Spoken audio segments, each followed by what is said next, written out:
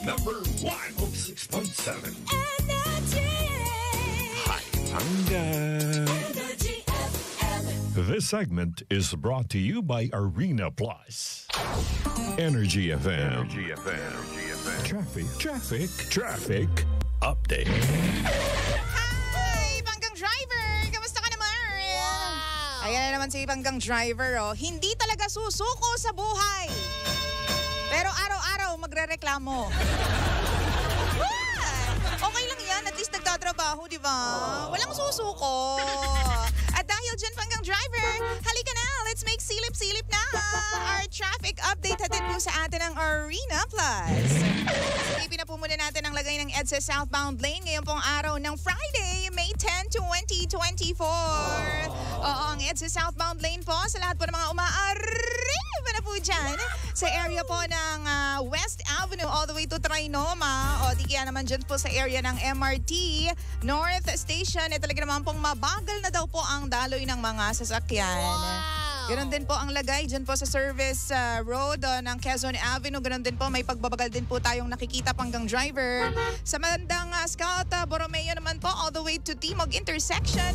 Nako, ayan, moderate to slow moving na po ang daloy ng mga sasakyan. I-expect mo na may mga areas po dyan na medyo sisikip. Pero moving naman po ang daloy ng mga sasakyan sa area na yan. Okay, Annapolis, all the way to Shaw Underpass. Mahal ko Pangga ko, baby ko. Mabagal din po ang daloy ng mga sasakyan. Ganon din po ang lagay dyan po sa Guadalupe all the way to Buendia area. May lakad ka pa? Ba't kasi ngayon ka lang umalis? Hanggang Driver talaga, oh. Siyempre naman yan, medyo bibilis po ang daloy ng mga sasakyan. Medyo lang ha, huwag masyado mag-expect para hindi masaktan. Oo, Buendia all the way to Ayala. Tapos pagbaba mo ng Magallanes flyover all the way to Taft Rotonda, ganyan po, talagang babagal ulit po ang daloy ng mga sasakyan sa area na yan. Silipin naman po natin ngayon, Panggang Driver. Gusto ko yun. Sa northbound lane naman po tayo. Sa lahat po ng mga umaariban at kumikembot na po dyan sa area na yan. Heritage all the way to Taft Rotonda. Slow moving po tayo dyan, Panggang Driver. Malibay hanggang dyan po sa area po ng service road ng Magallanes. Talaga naman pong light to moderate po tayo. Oo, Magallanes to Kalayaan. Ganyan din po, medyo sumisikip na po ang daloy ng mga sasakyan. Pero paglagpas mo po dyan at nakarating ka ng Madison, all the way to... Oo, saan nga ito? Guadix Drive pala ito. Hanggang sa Guadix Drive na. Madison all the way to Guadix Drive, Panggang Driver. Talaga naman pong moving naman po ang mga sasakyan dyan. Wow. Okay. Tapos pagdating mo po dyan, kung after ng Guadix Drive, tuloy-tuloy na po sa area po ng Balintawak. Wala na po tayong nakikita na problema. Samantala, sa lahat naman po ng mga Panggang Drivers natin na nandyan po sa C5 southbound lane, talaga naman pong mabilis na po ang daloy ng mga sasakyan sa lahat ng areas. Puwera lang dyan sa Tiendesitas all the way to Market ha. Medyo masikip na po ang daloy ng mga sasakyan dyan dahil po sa volume at dami po ng mga motorista po natin dahil nga Friday ngayon.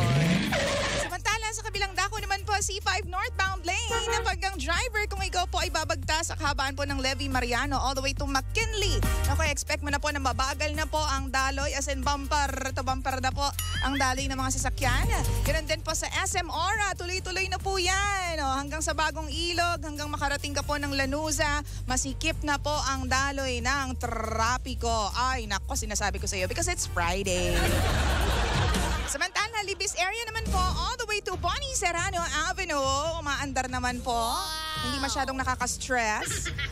Tapos fast moving na po ang lagay ng mga sasakyan at takbo ng mga sasakyan dyan po sa pagbalik po ng Katipunan. Okay. At syempre naman po dahil po Friday ngayon, thank God it's Friday. I-expect mo na hindi po pwedeng lumabas ngayong pong araw na ito ang mga pangga natin na meron pong plate number na nagtatapos sa 9 and 0. Wow. Ay, bawal po kayong lumabas ha, 7 a.m. to 10 a.m. Tapos mamayang hapon po, alas 5 ng hapon hanggang alas 8 ng gabi. Energy FM. Traffic Update. This segment was brought to you by Arena Plus. Why do I have